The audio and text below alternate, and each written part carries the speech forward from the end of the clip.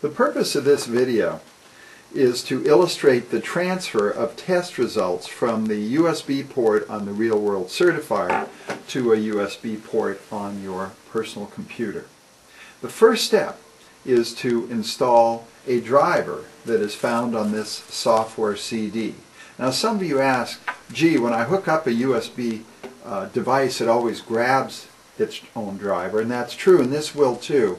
But what we've noticed is, because of the changes of operating systems, like this happens to be a Windows 7 64-bit machine, it's best to have the latest driver. So we have included it right here on this software CD.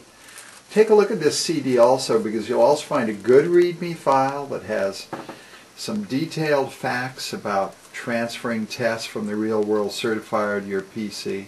And this CD also has the program that we use to actually transfer the test results. And the program we use is itself a spreadsheet. It's a spreadsheet that uses Excel's own macro language to transfer it across. So let's do step one. Let's install the driver. Now, installing the driver does not require that you even have the Real World Certifier connected. In fact, we recommend you don't. It's just one less thing to get in the way as the driver gets installed. So I'm going to go ahead and put our CD in the drive.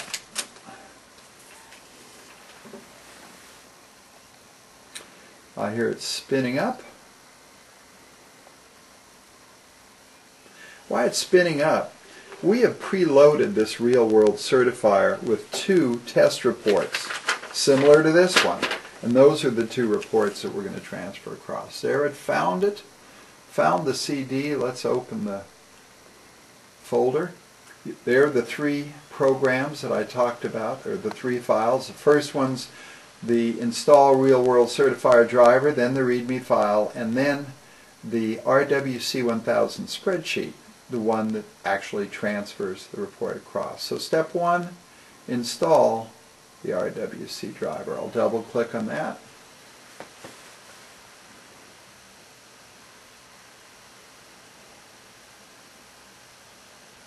Gives me an indication that it's reading it. Gives me a security warning, wants to make sure that I know where this has come from. The answer is yes. Now it's going ahead and actually doing the install. You'll see a box pop up here that'll give you kind of a bit of a progress status, but it happens so quickly. There it is, said blah blah, FTDIC, and then it's gone. Okay, so that means that the driver has installed. So let's go ahead and connect our Real World Certifier, and we'll connect to the USB port. Connect to our USB port here, and like any USB device, it has to be powered on for to trigger. And notice it says installing device driver software. Your device is ready to use, and that has happened as soon as we turn this on. Now I want to show you something interesting. If I go to the control panel and then I go to System and Security, and then to the Device Manager, you'll notice that if I take a look at the list and I come down to COM ports, and the reason why we're down at COM ports is we use a chip in the Real World Certifier that's a combination USB serial device.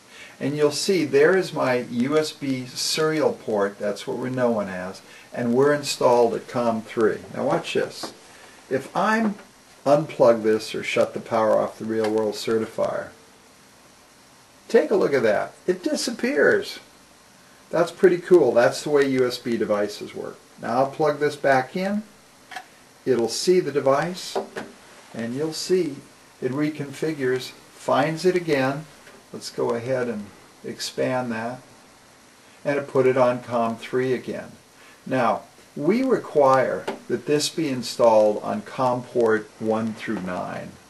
If for some reason that doesn't happen, which is a very rare circumstance, go ahead and hit the right mouse button and go down to Properties and go to Port Settings Then hit the Advanced button, and notice COM 3. I could change that right now to any other COM port I wanted.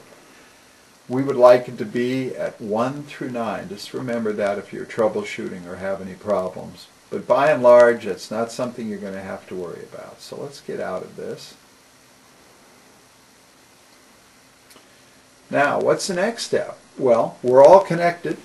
Let's go back to our CD and let me find that here. Oops, got the wrong menu here. Let's go back to our CD. Open Windows Explorer. There it is. And let's go ahead and launch our spreadsheet. And by the way, you can transfer this real-world Certifier RWC 1000 file to your hard drive and run it off of there. Absolutely no problem. Right away, it used XL's own macros to communicate with the tester, and it's saying one network tester found. I'll say OK. One thing I want to point out at this point is that the real-world Certifier is acknowledging the connection by saying talking to PC, unsaved readings are erased. What that means is if you had a test that you forgot to save, it's going to be gone. But anything you saved in the flash memory here is safe. Even a dead battery doesn't cause it to go away. So this is acknowledging that the two are talking. The next step, because we've detected the tester, is to import readings. It says the download was successful. I say OK. The next step is just to follow the buttons to the right, edit report. These are the two reports that I have pre-stored in my real-world Certifier. And they are automatically named Report 1 and Report 2. The real-world Certifier allows you to add 16 characters to these names. And if you happen to have done that when you saved the test, then they would have shown up here and you could edit them if you want to. So this is the perfect screen to use if you're editing your test names. Once you're satisfied with what the names are, you hit Finish, and you'll see my two reports show up as spreadsheets in my Excel workbook. There is Report 2, there is Report 1.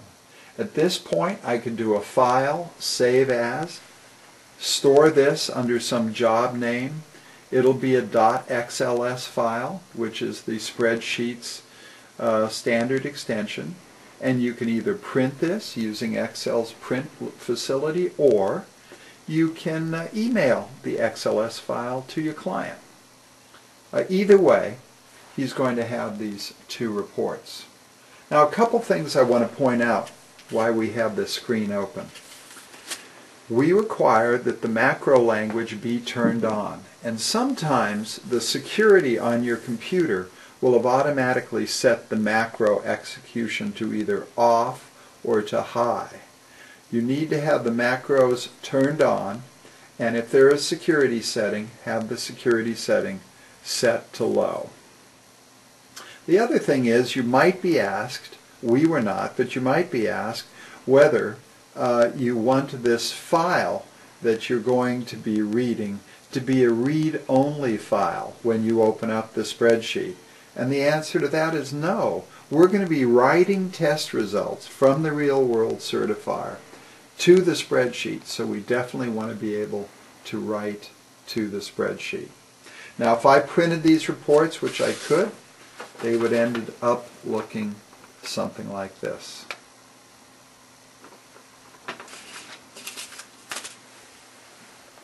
Well, that's it for illustrating how test reports are transferred from the real-world Certifier into Excel.